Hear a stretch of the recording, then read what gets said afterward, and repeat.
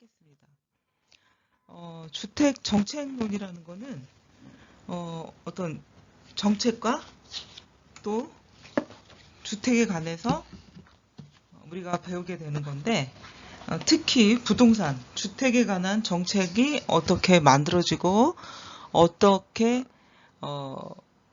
활용이 되고 또 그것이 만들어지고 나서 어떻게 평가가 되고 있는지, 아니면 사람들에게 어떠한 상황을 갖다 주는지를 우리가 배울 수 있는 게 주택 정책론이라고 할 수가 있겠습니다. 우선 그 주택 문제 인식과 주택 정책 큰 틀에서 배우게 될 건데요. 주택 문제 인식과 주택 정책. 우리가 주택 문제를 생각할 수밖에 없습니다. 주택에 우리는 거주한다, 정주한다 이렇게 표현을 하기 때문에 주택 문제는 우리 인간에게 있어서 가장 중요할 수도 있고 평생 과제가 되는 문제일 수가 있는 거죠. 그래서 주택 문제 인식과 주택 정책은 제 1부에서 배우는 건데, 그 1부에 1장 주택의 개념과 주택 연구 내용, 2장 주택 정책의 본질, 3장 주택 공급과 정부의 역할이라는 그 차트가 있어요. 1부의 내용들인 거죠. 그래서 이번 시간에는 제 1장 주택의 개념과 주택 연구 내용을 배울 것인데, 우리가 이걸 배우기 전에 정책이란 게 무엇인가,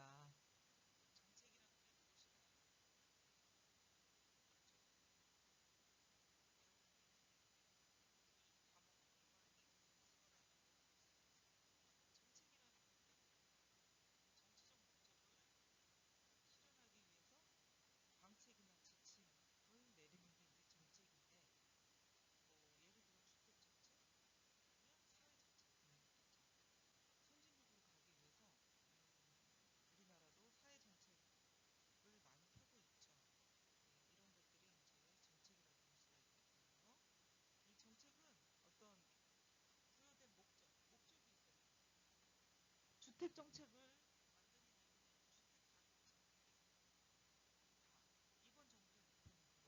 그래서 목표나 목적이 있어야 되는데, 정책이라는 거는 이런 부여된 목적을 수행하기 위해서 행동을 규제하고 모든 원리적인 기준을 세운다라고 볼 수가 있겠습니다.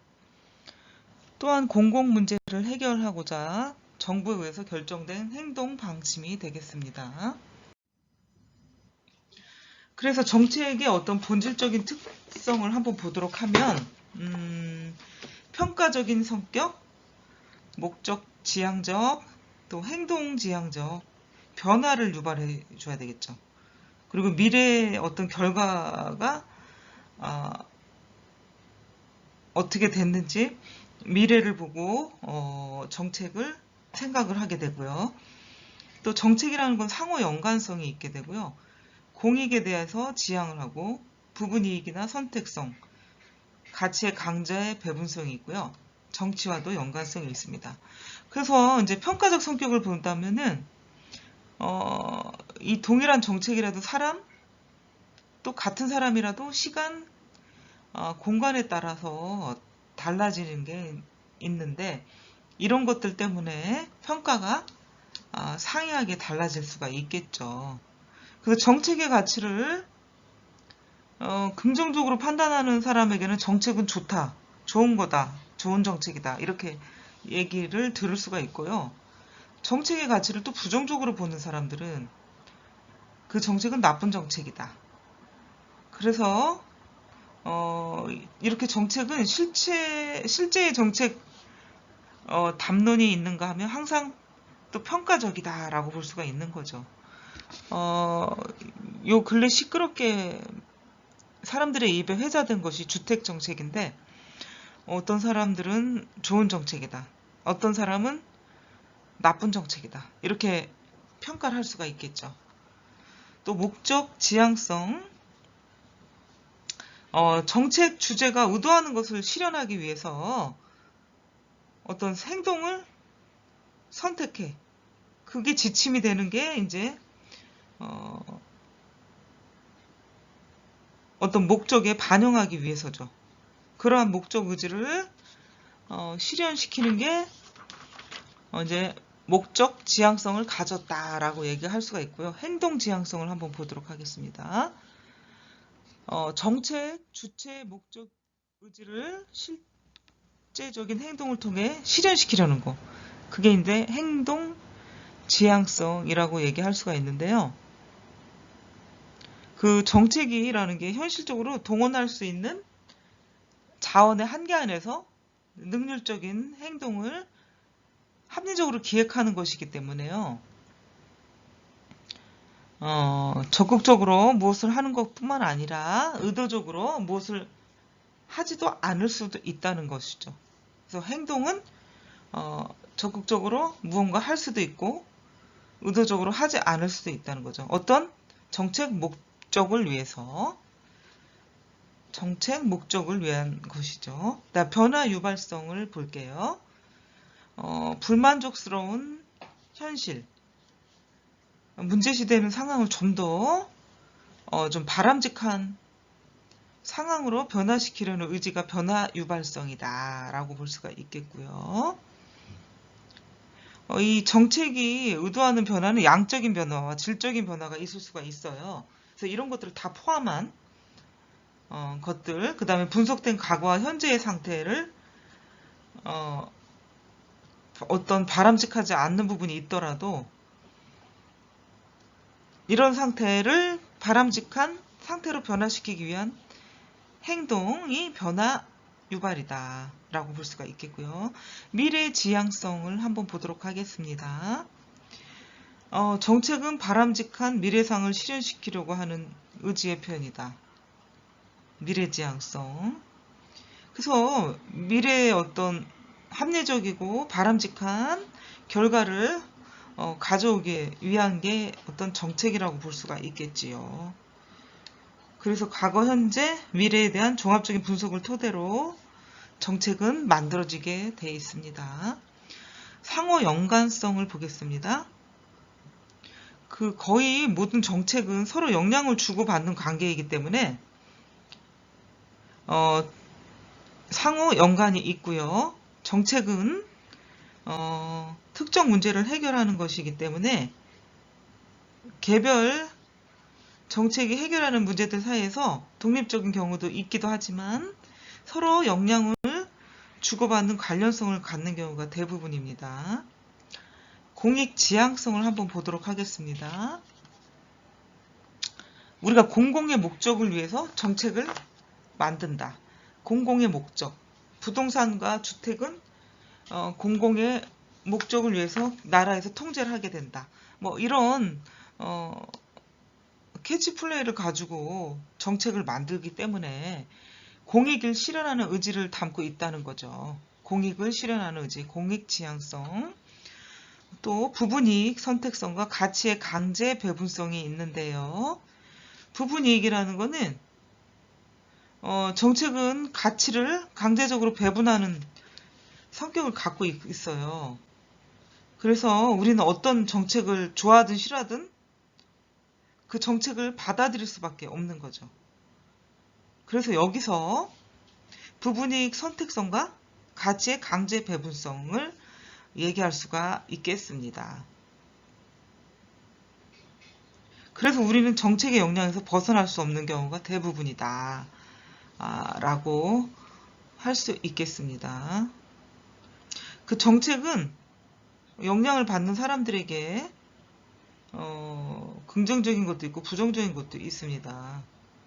어떤 사람에게는 이익을 주지만 다른 사람에게는 손해를 떠안기는 부분이 있기 때문에 선택성을 갖고 있다. 강제적으로 배분하는 거. 이익과 손해. 이거를 배분해 주기 때문에 강제 배분성. 마지막으로 정치 연관성이 있죠. 정치는 정책을 잘 만들어야 되거든요. 그래서 정치를 잘한다는 건 얼마만큼 좋은 정책을 만들었느냐. 그 정책이 잘 만들어져서 잘 실현이 되고 미래에 좋은 결과를 가져올 수 있게 하는 게 정책인데, 정책의 가치, 배분성과 강제 배분성과 부분 이익 선택성 때문에 정책의 형성, 그 다음에 집행과 평가는 정치적으로 연관성이 있다라고 할 수가 있겠죠. 정책에 대해서 요구하는 것, 그 다음에 정책이 가져오게 될 결과에 대한 평가에 따라서 찬성과 반대가 있는데 정치적 관계가 형성이 될 수밖에 없다 하는 거죠. 그 현실의 정책들은 이러한 정치적 관계를 통해서 정치적 합의에 의해서 표현되고요. 정치적 합의의 전제로 채택이 된 게 정책이다라고 볼 수가 있죠. 그래서 굉장히 정치와 연관성이 깊다. 그리고 어느 정부에서 어떤 정책을 내놓느냐에 따라서 찬성하는 사람, 반대하는 사람의 어떤 희비가 엇갈리기도 할 수가 있습니다.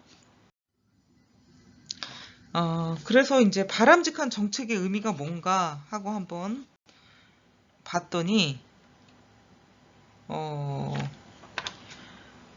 정책은 궁극적으로 누굴 위해 만드나 누굴 위해 존재하는가 하는 게 이제 생각해 볼 문제인 거죠. 국민들을 위해서, 공공의 이익을 위해서 정책을 만들어야겠다, 정책을 만들겠다 하지만 우리가 정치와 연관성 있는 게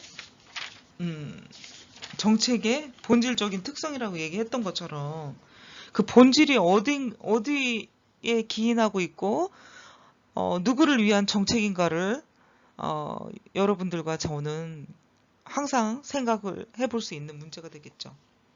그래서 과연 어떤 정책이 바람직한가 생각을 하게 되는 거죠. 그래서 관점에 따라 논의가 다를 수 있고요.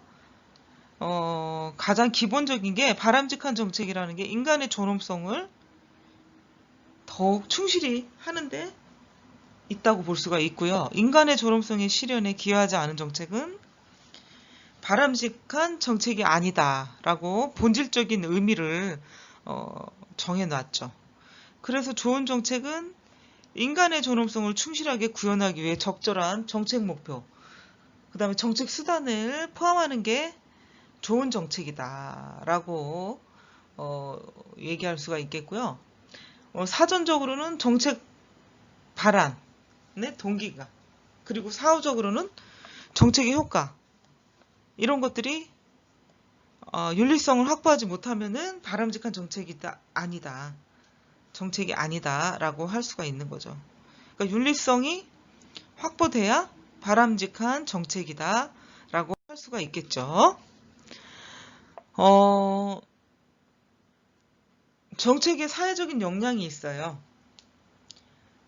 정책은 배분 정책, 규제, 재배분 정책, 구성 정책이 있죠. 사회적인 역량은 이 네 가지예요. 매우 중요한 부분이라고 볼 수가 있는데, 배분 정책은 수혜자와 상실자 간에 직접 경쟁하지 않아요. 배분이라는 건 나라에서 지금 가지고 있는 거 가지고 힘들고 어려운 사람들에게 뭔가 혜택을 주는 거.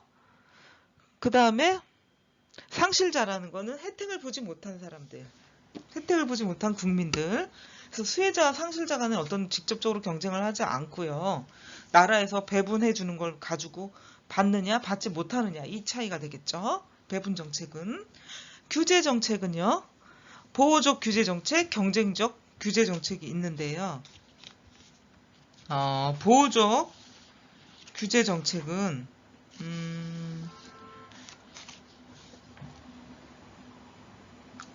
대기오염 규제, 그 다음에 아동보호법, 이런 것들이 보호적인 규제 정책이다. 대기오염이라는 건 환경을 보호하기 위해서. 그 다음에 아동은 뭡니까? 성인이 아닌 20세 미만의 아니면 15세 미만의 아동들의 권리, 그 다음에 어떤 불합리한 대우에 대해서 보호를 해주기 위해서 만든 게 보호적 규제 정책이다. 환경, 대기오염 규제, 아동보호법 등이 보호적 규제 정책이고요. 경쟁적 규제 정책을 보면 경쟁적 규제 정책이라는 거는 이동통신 사업자 선정을 할 때 어떤 이권과 관련되어 있기 때문에 다수의 경쟁자가 한정된 자원을 놓고 경쟁하는 경우에 특정 개인이나 집단이 제한이나 서비스 제공을 허가하면서 서비스 제공과 관련해서 규제를 가하는 것이 이제 경쟁적 규제 정책이다. 이런 게 이동통신 사업자 선정 시에 특히 많기 때문에 경쟁적 규제 정책을 쓴다. 그래서 규제 정책에는 보호적 규제 정책과 경쟁적 규제 정책 두 가지가 있고, 보호적 규제 정책은 말 그대로 무언가를 보호하기 위해서인데 환경보호, 그 다음에 아동보호가 있어요. 그래서 대기오염 규제, 집행, 아동보호법 등이 있고요. 경쟁적 규제 정책은 다수의 경쟁자들에 의해서 어떤 한정된 것을 획득하는 경쟁, 한정된 자원을 가지고 경쟁할 때 어떤 특정 집단이나 개인에게서 제한이나 서비스 제공을 허가를 하면서 서비스 제공과 관련된 규제를 가하는 것. 그죠? 제한이나 서비스 제공을 허가하면 하는 한편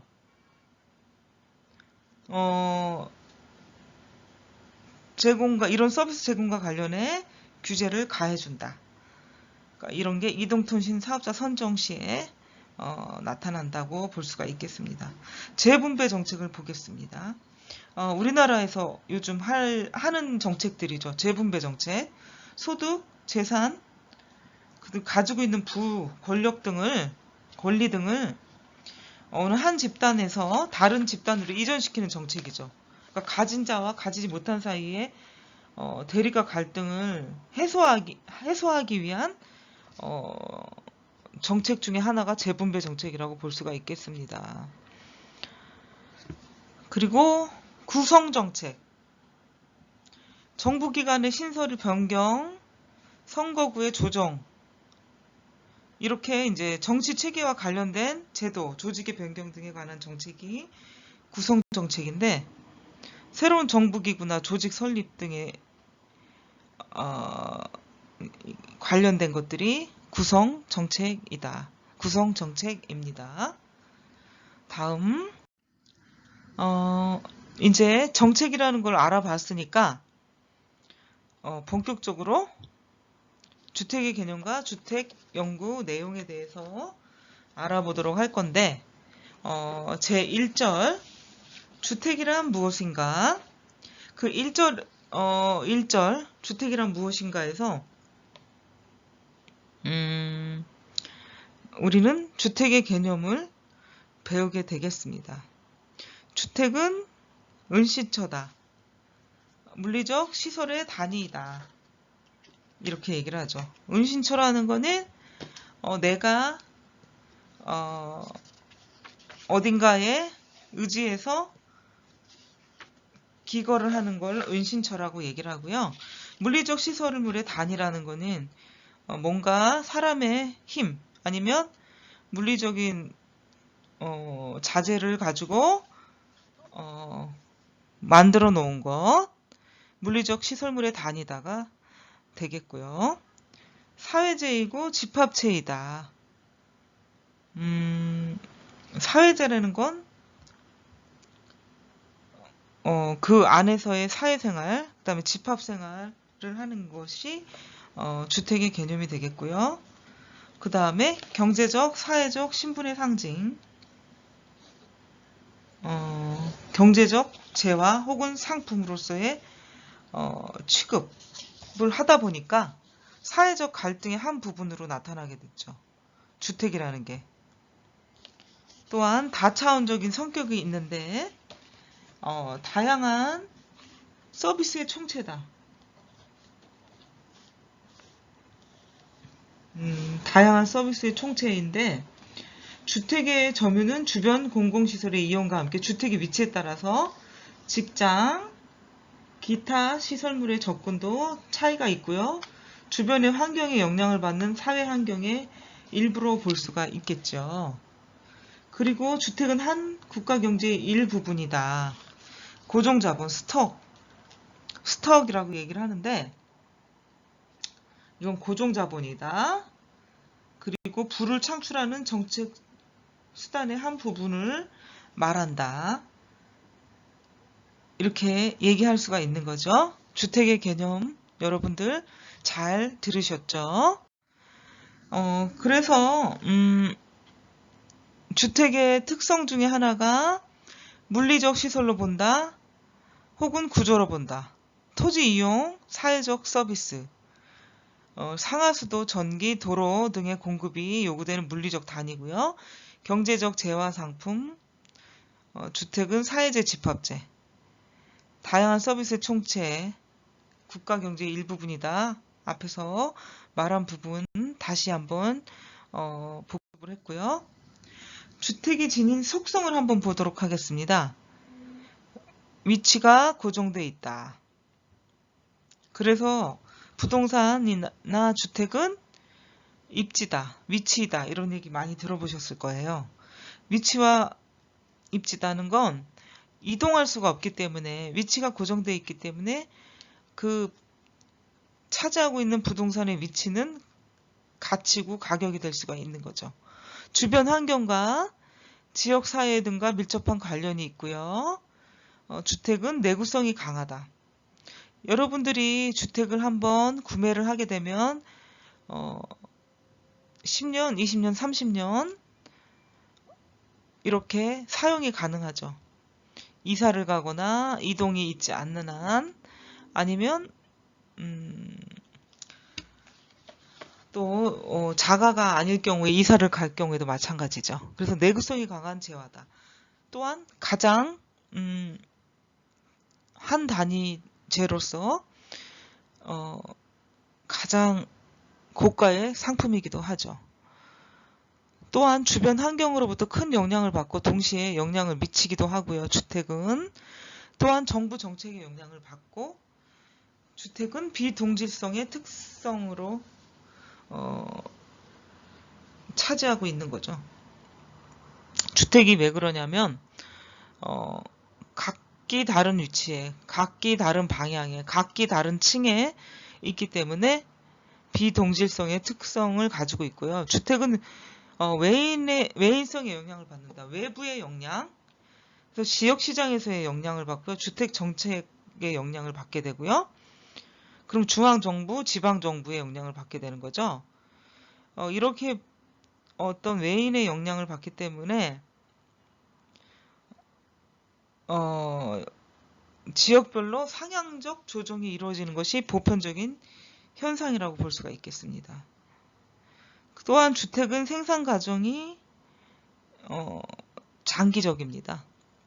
보통 빨라야 2년, 조금 늦어지면 3년, 4년 이렇게 걸리는 게 주택의 생산 과정이기 때문에 주택이 만들어지기까지는 장기적인 시간이 필요하고요. 그 장기적인 시간 동안 주택 부족난이 발생되기 때문에 주택의 수요와 공급이라는 이론이 나오게 된 것이죠. 주택은 다른 재화에 비해서 거래 과정이 조금 복잡하고 비용이 많이 듭니다. 그래서 이런 거래 과정이 복잡하다는 것은 정보의 부족, 거래 비용이 많이 드는 것은 중개사 비용이나 이사 비용이나 이동 비용이 많이 든다는 걸 얘기할 수가 있겠죠. 다음, 주택의 개념과 주택 연구 내용 중에서 주택 및 가구의 정의를 보겠습니다.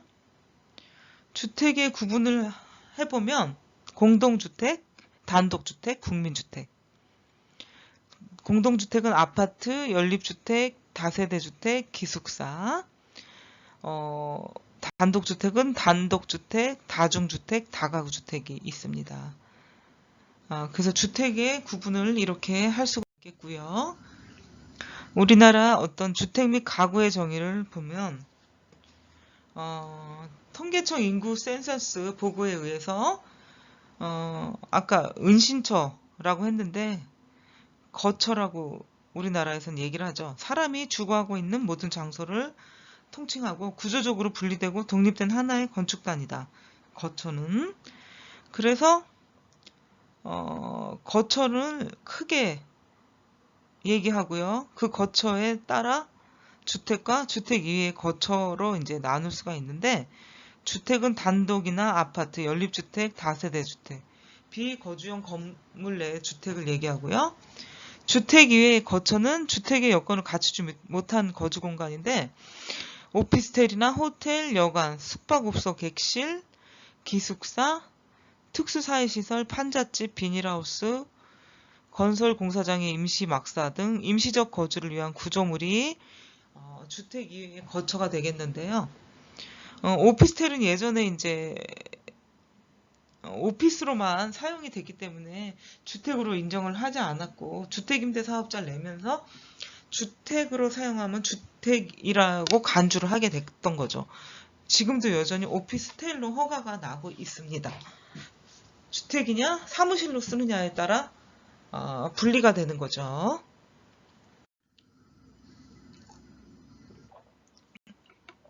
그리고 주택은 한 가구가 살 수 있도록 지어진 집이다.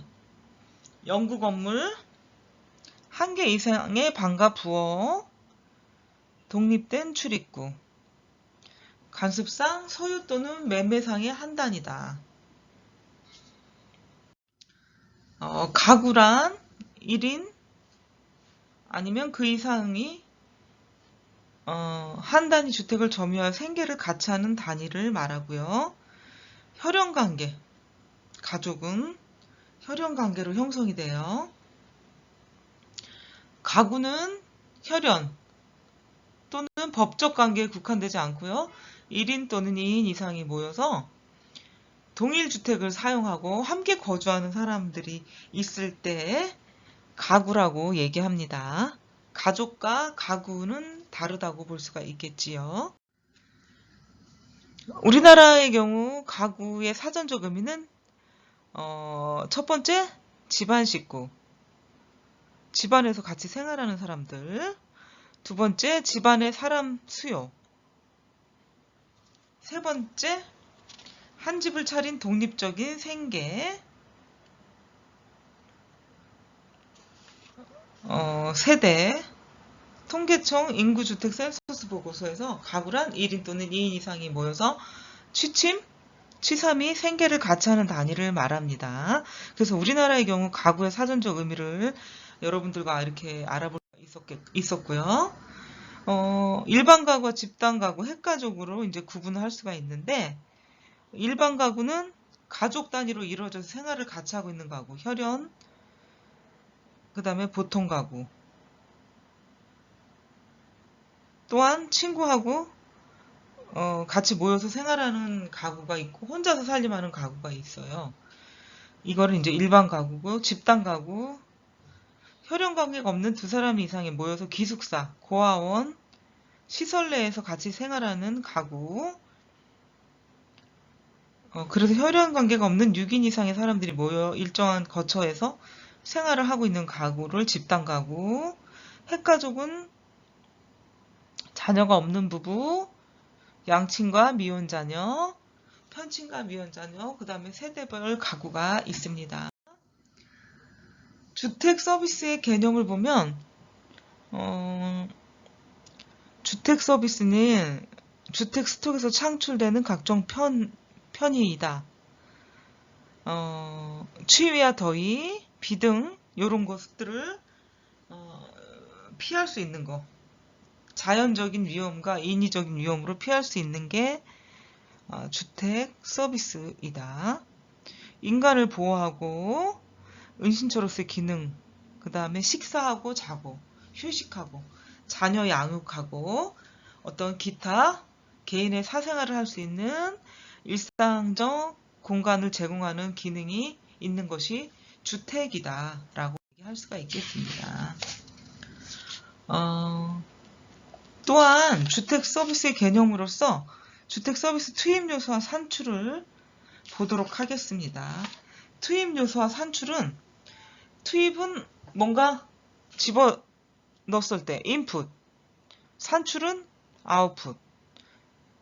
인풋과 아웃풋을 연결해 주는 거는 이제 이 사이의 중간에 있는 것들인데 한번 보겠습니다. 인풋, 투입을 하는 거는 생산관계, 물리적인 시설, 자본을 투자하고 노동과 기업이 관여가 되고요. 토지와 입지가 있어야 되겠고요. 환경적인 조건들이 있어야 되겠죠. 이것을 인풋, 주택 서비스의 인풋 요소. 그럼 이 인풋과 아웃풋을 연결해 주는 건 국가 주택 정책이 있겠고요. 투입이 되려면 이런 것들에 의해서 인풋이 되고 또 그것이 산출이 되는 게 이런 연결 과정인데, 지역 주택 정책, 주택 시장 상황, 주택 기간, 한국금융공사, 뭐 허브 뭐 이런 것들 있죠. 허브. 그다음 주택 기간, 금융 체계 및 제도가 있어야 되겠고요. 이런 것들이 투입과 산출을 연결해 주는 것인데, 그러면 산출은 어떤 건가? 은신처. 거기 아까 은신처라는 걸 우리가 배웠죠. 기거하고 휴식하고 양육하고 생활하는 곳이 은신처라고 했는데, 산출을 결국은 은신처를 만들기 위한 것이고, 경제적 이익과 투자 효과, 만족과 어떤 사회적인 지위가 결국 만들어지는 거고요. 산출이 되는 거고, 환경 및 외부성, 접근성, 주택으로 인해서 사회관계라는 것도 형성이 되는 거잖아요. 그래서 인풋, 아웃풋과 그 중간에 있는 연결들을 알아볼 수가 있겠죠. 이제 2절이죠. 2절 주택 문제인식. 사회적인 신분, 재산 가치, 소득 계층 간의 구분 등을 볼 수가 있겠습니다. 사회적인 신분, 재산 가치, 소득 계층 간의 구분이 우리 사회에서 이제 심각한 문제가 됐기 때문에 이번 문재인 정부에 들어가지고는 이런 것들을 많이 타파해보자, 아니 주택 가격을 잡아보자 해서 주택 정책이 많이 쏟아져 나왔죠. 그러니까 이 사회적인 신분이 주택으로 인해서 생겼다. 재산 가치도 사회적인 갈등이 생겼다. 또한 소득이 많느냐 적느냐에 따라 소득 계층 간의 구분이 또 확실하게 지어졌는데, 한 번 더 지어지게 된 계기가 IMF 이후에 부동산 가격에 어떤 격차가 나기 시작을 했던 거죠. 그래서 주택 문제 인식을 이렇게 사회적인 신분, 재산 가치, 소득 계층 간의 구분으로 다양하게 생각해 볼 수가 있어요. 우리나라에서 볼 수 있는 것이고요. 근본적으로는 영국의 주택 문제가 있어요. 굉장히 상징적인데, 도시화와 슬럼. 이것은 산업화가 시작되면서, 산업화가 가장 먼저 발생된 곳은 영국이죠. 유럽의 영국인데, 대도시로 농민들도, 지방 소도시에 있는 사람들도 일자리를 찾아서 대도시로 오게 되다 보니까 어때요? 사람들이 대거 도시로 오다 보니 주택 문제는 더 심각해지게 된 거죠. 한정된 자원과 주택에서 사람들이 살려다 보니까 주택은 부족해지고, 소득 계층이 나눠지다 보니까 어떻게 되죠? 소득이 높은 사람들은 점점점 상향되는 주택으로 이동을 하게 되고, 소득이 낮은 계층들은 낡은 주택에 거주하게 되면서 도시는 슬럼화가 되는 거죠. 우리나라나 유럽이나 미국이나 일본이나 세계 여러 나라에서 볼 수 있는 현상과 모습들인데, 특히 영국의 주택 문제가 상징적이라고 하는 거는 산업혁명이 먼저 일어나면서 가장 먼저 도시화와 슬럼화를 경험하게 됐기 때문이죠. 그 다음에 영국이 먼저 일어나면서 유럽 전역으로 이런 모습이 번지고, 유럽에서 미국, 미국에서 일본, 우리 아시아, 한국까지 오게 됐던 거죠. 이런 현상이 이제 도시화 현상인데, 정치, 경제, 문화활동의 어떤 무대이며 교통의 요충지로 이제 변화를 하게 돼요. 오늘날에 와서 뭐 예전에도 마찬가지지만 그 변화의 속도가 굉장히 다르게 발전이 됐다고 볼 수가 있겠습니다. 도시화 현상은 더 급진적으로 빠르게 확산되고 있는 거죠. 그래서 이런 도시 문제는 비단 우리나라의 문제뿐만 아니라 선진국에서 이미 겪었어요. 그걸 우리는 90년대 이후 2000년대 더 심각하게 겪고 있다고 볼 수가 있겠습니다. 특히 주택 문제, 주택 가격 문제도 마찬가지입니다. 그래서 주택 정책 아니면 정책이라는 게 필요하게 됐던 것이지요. 물론 정치인들이 정치에 이용하는 수단이기도 합니다만, 현실적으로 각 나라의 국민들이 느끼고 있는 어떤 소득 계층 간의 불만, 사회적인 신분 등의 차이 때문에 더더욱 주택 정책을 중요시 여기게 되는 부분이라고 볼 수가 있겠습니다. 도시 문제, 주택 문제는 노동자 계층의 어떤 불만이 생기게 할 수 있었고요. 질병이 생겨요. 요즘처럼 코로나가 대유행하는 것처럼 그 이전에는 패스트, 전염병, 여러 가지 질병들이 생기게 되는데, 상하수도의 문제가 질병이 생기게 하는 근본적인 원인이 될 수가 있죠. 주택의 개량과 상하수도 공공서비스의 확충이 대두되기 시작을 했어요. 상하수도가 지저분하다 보니까 그 안에 습기가 있는 곳에는 세균이 번식을 하게 되는 거고요. 그 세균들이 바이러스가 새로운 바이러스를 만들게 되고 전염을 시키게 되고 사람들은 죽게 만들게 되죠. 예, 그렇기 때문에 지금 우리도 지금 이렇게 뭐 재택근무나 동영상 강의, 재택 수업을 받고 있는 것이죠. 예, 이게 이제 21세기 2020년도에 와서 이런 문제가 또 크게 대두가 되고 있는 것이죠. 그래서 방역과 소독, 청결 문제가 화두가 되고 있는 시대가 되고 있습니다. 전 세계적으로.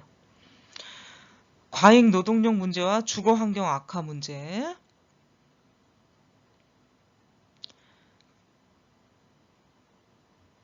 가도시화 현상, 불량촌 형성, 이런 것들이 이제 관련이 있게 되는 거죠. 그래서 주택 문제는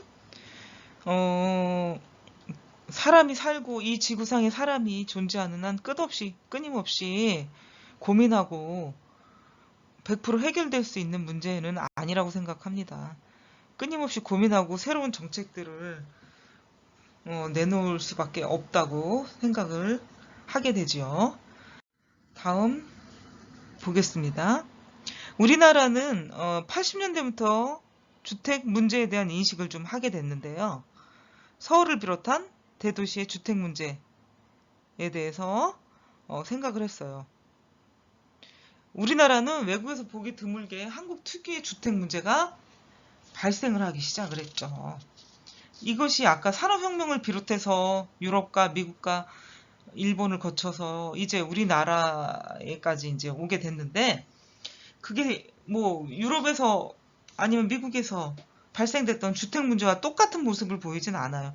각 지역의, 각 나라의 특색에 맞게 조금씩 다르게 주택 문제가 발생을 하는데, 우리나라는 주택 가격, 임대료가 급등을 하고요.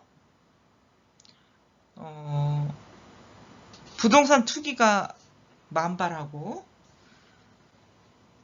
정부가 주택 시장을 개입을 해도 주택 자원의 균형적 배분, 주택 수급이 원활하지 못했어요. 그래서 지금의 오늘날까지 오다 보니 급진적인 주택 정책을 사용하고 있는 것 같습니다. 넷째, 주택 점유 형태가 임차 가구가 많다. 임차 가구가 점점 더 증대하고 있다. 다섯 번째는 주택 자금의 배분적 형평성이 결여돼 있고요. 임대주택보다는 분양주택에 치중을 하고 있고, 저소득층은 주택기금의 혜택을 적게 받았다. 상대적으로. 그래서 이 다섯째, 임대주택보다 분양주택에 치중을 했기 때문에 문재인 정부에 들어서는 임대주택을 공급을 많이 하겠다. 이렇게 얘기를 하고 있는 것 같습니다. 그리고 이 네 번째, 주택 점유 형태상 임차 가구가 많다. 그렇기 때문에 또 급진적인 대책이 나오지 않았나. 주택 점유상 임차 가구가 많다는 거는 주택을 점유하고 있는 사람만 점유하고 있다 하는 그런 어떤 논리가 나올 수밖에 없는 거죠. 예, 그래서 임차 가구가 증대함으로 인해서 세입자들이 많아지니 주택 가지고 있는 주인들에게는 조금 좋지 않은 정책이다 하고 느낄 수 있을 만한 정책이 나오게 된 거죠. 예. 근데 정말 과연 세입자에게도 좋은 정책인가? 라고 한번 다시 되짚어 볼 만한 정책이라고 할 수 있겠습니다. 다음, 주택 문제 인식을 한번 보도록 하겠습니다. 주택 문제 인식에 있어서 주택 공급의 불균형적 배분이 많았어요. 그러니까 선진국의 경우에는 전체 가구수에 비해서 주택 재고 수가 많고요. 지역 간, 소득 계층 간 불균형이 보이고 있어요. 그러니까 선진국에서는 전체 가구 수에 비해 주택 재고 수가 많음에도 불구하고 주거 수준은 지역 간, 소득 계층 간 불균형을 보이고 있는데, 후진국의 경우도 불균형 문제하고 가구 수에 비해 주택의 수가 부족하다. 이게 이제 주택 부족난인데, 우리는 이제 후진국은 아니지만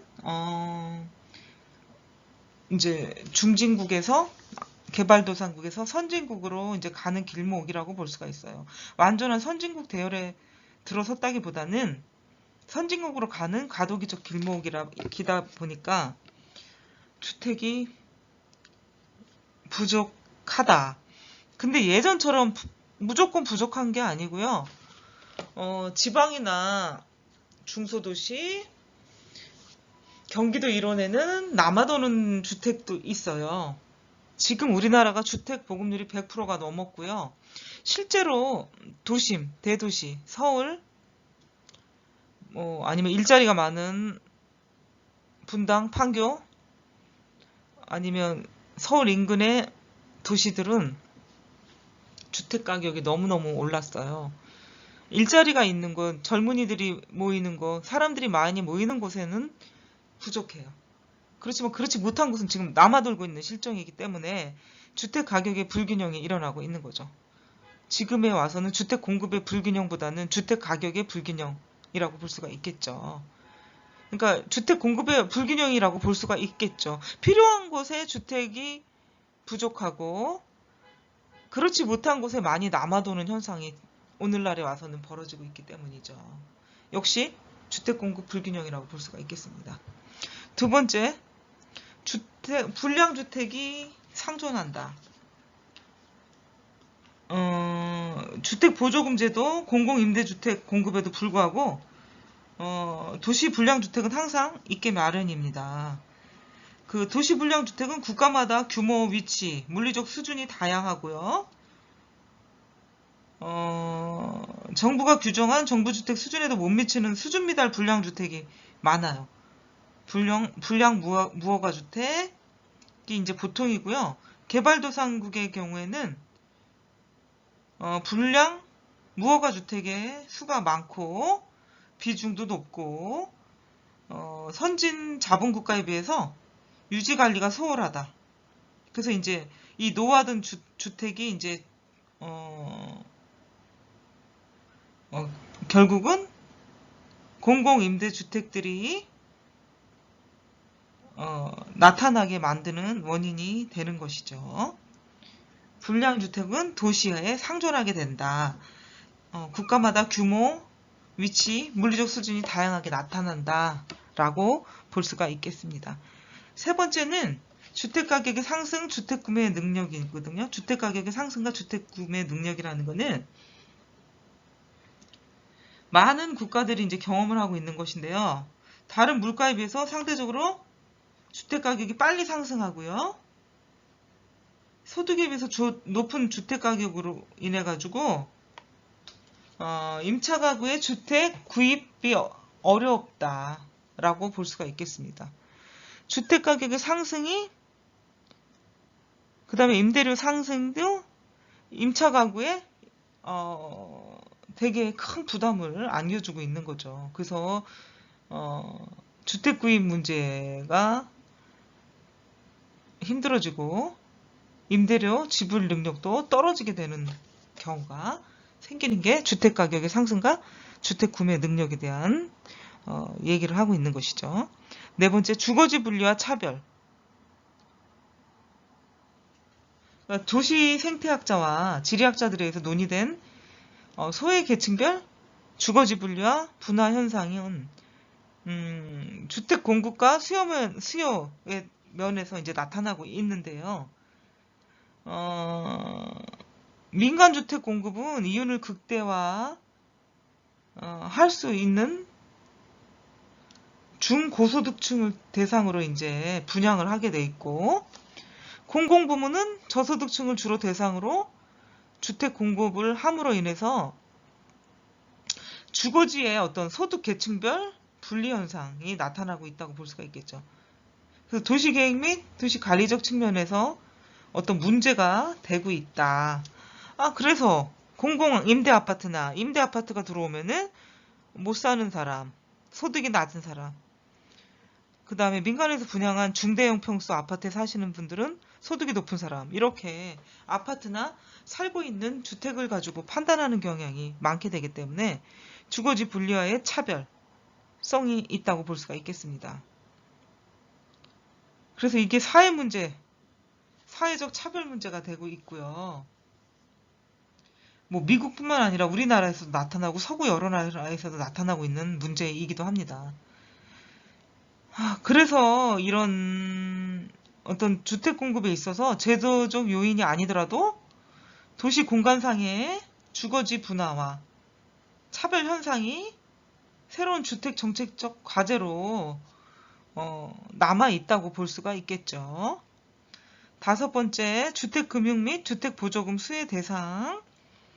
이거는 이제 주택금융에 대한 혜택, 그 다음 보조금에 대한 혜택에 대한 어떤 불합리성을 얘기를 하고 있는데, 해당 국가의 경제성장 및 금융, 재정 정책에 따라 그 제도의 어떤 특징을 만들어 놓을 수가 있는데요. 주택 부분은 국가가 투자를 얼마나 많이 해야 하고 어느 정도가 적정 규모인지를 잘 모를 수가 있어요. 그리고 주택 금융, 금리, 저당 대출은 어떻게 설정해야 할 것인지, 그 다음에 주택 금융과 관련된 부분은 굉장히 매우 복잡한 부분이 있기 때문에 이런 금융은 사회계층, 어떤 사회계층에 어떤 소득계층에 우선적으로 혜택을 주어야 하느냐 하는 문제가 생기기도 합니다. 그래서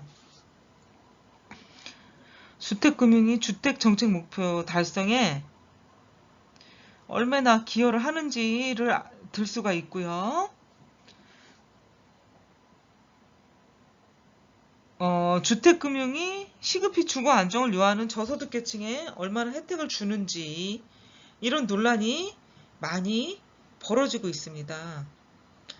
주택금융을 통해서 수혜 대상의 선정, 주택금융을 통한 수혜 대상의 선정, 민간 건설업의 육성, 저당대출 및 주택자금의 융자 금리 결정 등이 어떤 굉장한 중요한 문제로 인식이 되고 있습니다. 그러니까 주택금융 및 주택보조금 수혜 대상에 대한 선정이 가장 중요한 부분이라고 볼 수가 있고요.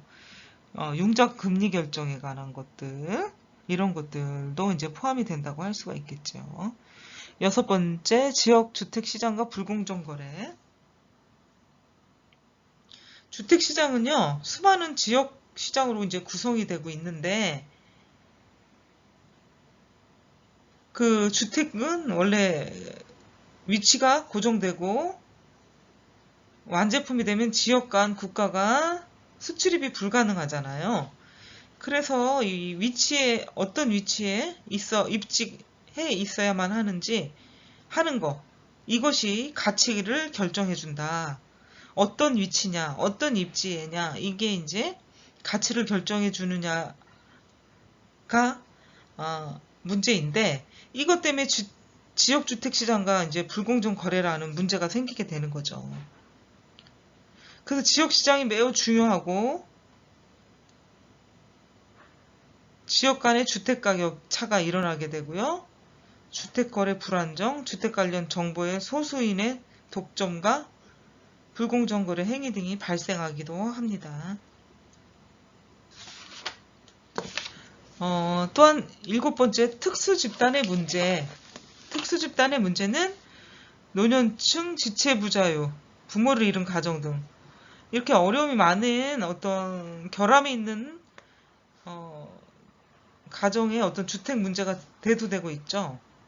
선진국은 65세 이상 무주택 노령가구와 신체 불편이 있는 지체부자유 가정의 경우 주택 디자인, 위치, 정부 보조 등의 배려가 아주 강조되고 있습니다. 그래서 사회복지적 차원에서 이런 문제를 해결하려고 노력을 하고요. 정책적으로 뒷받침이 돼야 되기 때문에 단지 계획, 주택금융, 주택 디자인 이런 걸 계획 단계에서부터 고려를 합니다. 그러니까 특수집단의 문제도 사회복지적 차원에서 해결해야 될 문제이고요. 8번째, 도시 빈민가 사회주의. 빈민들의 그 주거 안정은 선후진국을 막론하고 매우 중요한 사회 정책 중의 하나라고 볼 수가 있겠어요. 선진국은 공공부조, 생활보조금이 지급이 되고요. 적극적인 사회 지원책으로는 공공연구 임대주택을 공급을 하고 있어요. 국가마다 또 차이가 있지만 유럽 선진국은 특히 유럽은 공공임대주택을 많이 공급해 왔어요. 이런 공공임대주택, 사회주택의 수혜 대상 선정, 공공주택 유지, 보수 정비 이런 것들의 어려움 때문에 좀 감소하고 있는 추세이기도 합니다. 그러니까 영국이나 유럽은 공공주택이 많아요. 그렇지만 미국은 거의 없다고 볼 수가 있어요. 철저한 사회 자본주의를 채택하고 있기 때문에 정치 공약에 공공임대주택, 사회주택을 짓겠다고 한 게 그다지 많지가 않습니다. 영국은 굉장히 정치적인 이용수단, 공약으로 많이 사용을 했기 때문에 유럽은 특히 많다고 볼 수가 있겠습니다. 불량촌 재개발 등을 9번째 보자면 도시 빈민들의 집단 주거지인 도시 불량촌들을 어떻게 재개발할 것인지가 이제 문제가 되는데 도시 영세민의 주거 안정을 위한 재개발 정책을 만들어야 되는데 현실적으로 조금 그렇지 못하고 미흡한 점이 많습니다. 그래서 이주, 현지 개량 및 지구 수복, 공공임대 주택의 공급 등 다양한 어떤 수단들이 동원이 되고 있어요. 그리고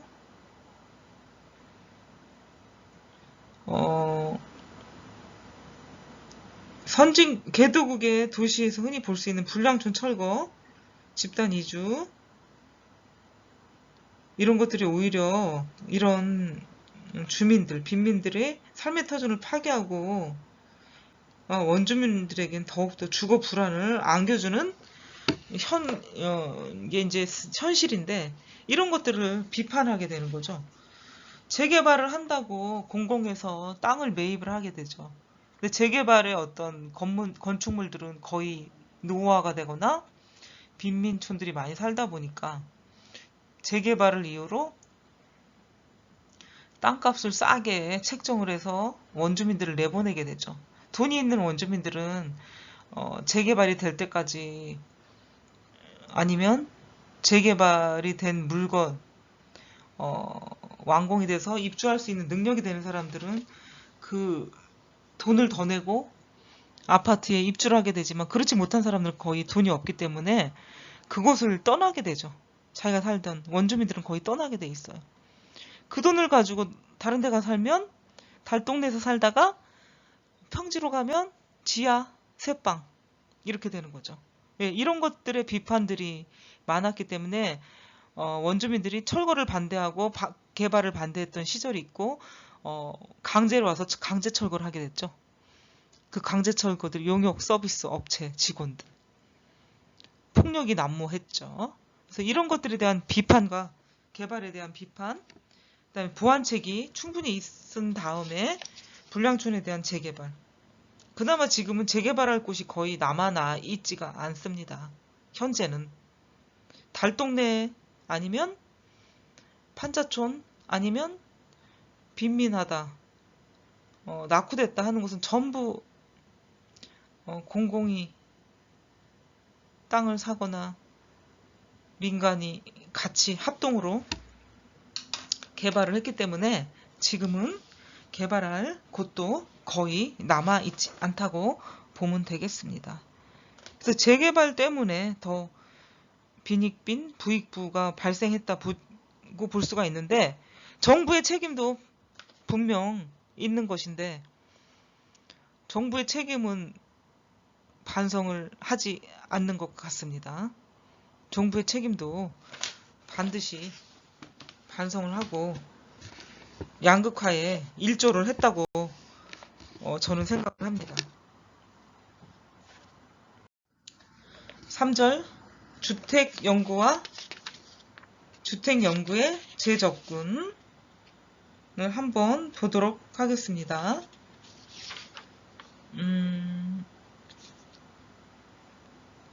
주택 연구와 어떤 관련 분야들이 있어요. 주택은 주택이 어떤 하나의 소비재고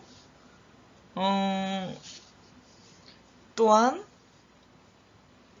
가장 큰 단위의 상품이라고 얘기해서 물리적인 어떤 힘이 가해지긴 하는데 주택은 한 분야만 가지고는 완성될 수 있거나 보존될 수 있는 게 아닙니다. 다른 분야와의 어떤 제휴나 의존성이 굉장히 크다고 볼 수가 있겠습니다. 그래서 보면은 지리, 그다음 경제적인 거, 경제학적인 거, 지리학적인 거, 또 금융이 있죠. 은행과 금융기관과 연관되지 않으면 주택이라는 상품은 구매하기가 힘들어져요. 지렛대 효과를 여러분들은 부모님들인 그 이전 세대는 충분히 효과를 노렸습니다. 금융 및 조세. 조세는 세금 정책이죠. 정치 상황이 어떻게 되느냐에 따라 정책이 달라지니까 정치는 매우 중요하다고 볼 수가 있겠고요. 사회. 지금 사회 현상이 어떻습니까? 결혼을 늦게 해요. 아이들을 안 낳아요. 결혼을 늦게 하니까. 결혼을 해도 안 낳아요. 딩크족. 사회 현상이죠. 취업하기 힘들어요. 노령 인구가 많아요. 이게 사회 현상이라고 볼 수가 있겠죠. 또 기술적인 거. 주택을 완성하려면 기술력이 있어야 됩니다. 유비쿼터스. 예전에는 그냥 뚝딱뚝딱 지어서 집만 있으면 되지만 요즘은 어때요? 컴퓨터화, 시스템화 되어 있기 때문에 앞으로는 주차장이 내 집 앞에까지 간다고 하죠. 지금 그렇게 된 것도 있다고 저는 알고 있는데 글쎄 주택의 현실화는 이제 언제 이루어질지 그거는 이제 모르겠지만 기술적인 문제가 날로 하루가 다르게 빛의 속도로 발전하고 있다고 볼 수가 있겠습니다. 문화적인 거. 문화는 나라마다 지역마다 다 달라요. 그래서 그 나라의 문화를 알아야 사업을 할 수가 있고요. 그 나라의 문화를 알아야 문화에 맞게 주택을 또 지을 수 있는 거죠. 그래서 그 문화, 나라의 문화, 어떤 문화인가 알아야 되겠죠. 기업의 상태도 마찬가지죠. 그리고 시장 상황은 어떤가? 주택을 만들었을 때, 지었을 때 잘 팔릴 수 있을까? 분양이 될 수 있을까? 사람들이 선호할 수 있나? 뭐 이런 것들을 또 따져봐야 되겠죠. 근데 인구는 줄어드는데 가구는 점점 늘어나고 있죠, 우리나라. 가구의 분화가 일어나요. 1인 가구가 늘어나. 2인 가구, 1인 가구. 점점 그런데 요즘은 1인 가구가 더 늘어나요. 부모와 살던 자녀들도 독립을 하고. 혼자 사는 가구들이 너무너무 많이 늘어나고 있는 추세가 있죠. 토지, 공공개발, 아니면 재개발할 수 있는 토지가 있나 없나. 토지의 부족이에요, 우리나라는. 그렇기 때문에 부동산 투자가 일어나게 된 게 바로 땅이 적기 때문에, 작은 나라이기 때문이에요. 라는 게 원인이라고 봅니다. 도시 및 지역계획. 행정가들. 도시 및 지역계획이라는 거는 행정가들이 하는 일들입니다. 그래서 그 시청, 구청, 관청에서 이 도시의 도시계획, 이 지역의 지역계획을 어떻게 수립했느냐, 이거에 따라 주택을 지을 수 있느냐 없느냐, 아니면 부동산에 관한 계획이 바뀌어질 수도 있는 것이죠. 그래서 주택 연구와 관련된 분야들은 이렇게 다양하고 많다. 어느 하나도 놓치고 소홀히할 수 없는 부분들인데 굉장히 광범위하고 많이 알아야 되는 부분들이 많아요. 박학다식하고 시사에 밝아야 되고 경제에 밝아야 되고 정치와 사회 현상에 밝아야 되는 게 주택 문제다. 주택 연구다라고 볼 수가 있겠습니다.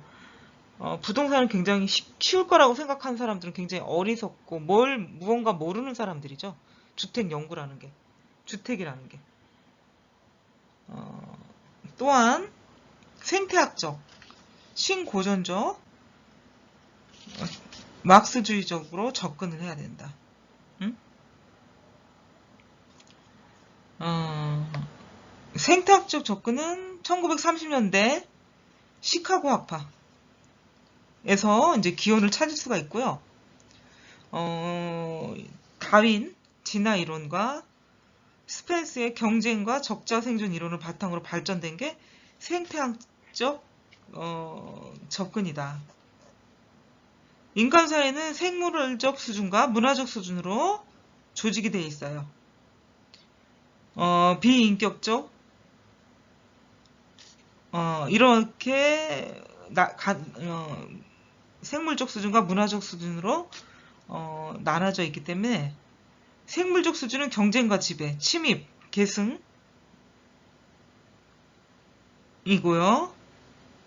이러한 비인격적인 요소들이 사회체계 속에서 작동을 하기 시작하면서 주거, 지분화를 발생시킨 것으로 이제 해석을 합니다.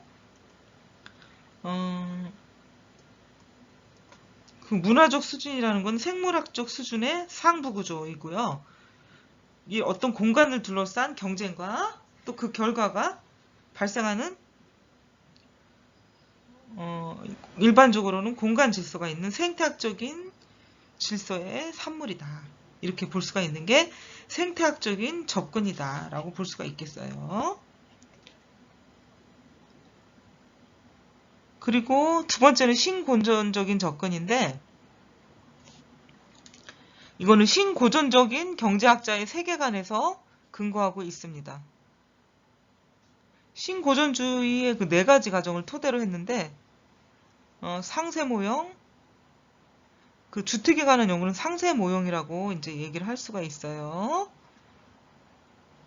가계는 효용을 극대화하기 위해서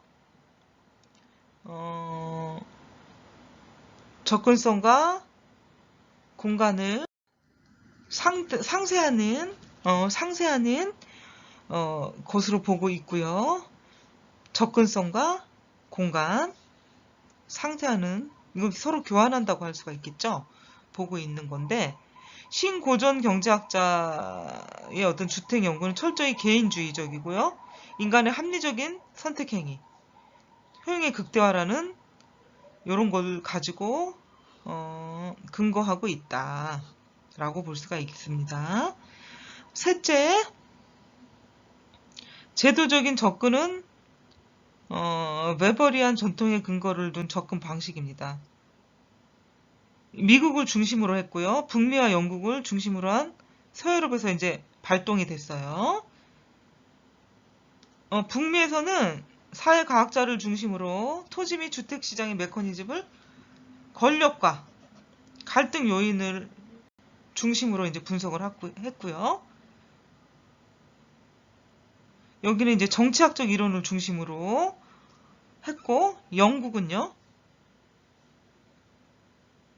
영국과 서유럽은 주로 도시사회학자, 도시지리학자 등이 중심이 돼서 연구를 했는데, 웨버리안 사회적 배경으로 가구 유형별 주택 선택 및 주거 이동에 관한 장애 요소라는 거, 또한 주택을 둘러싼 제도적 구조를 분석하고자 이제 시도를 했습니다.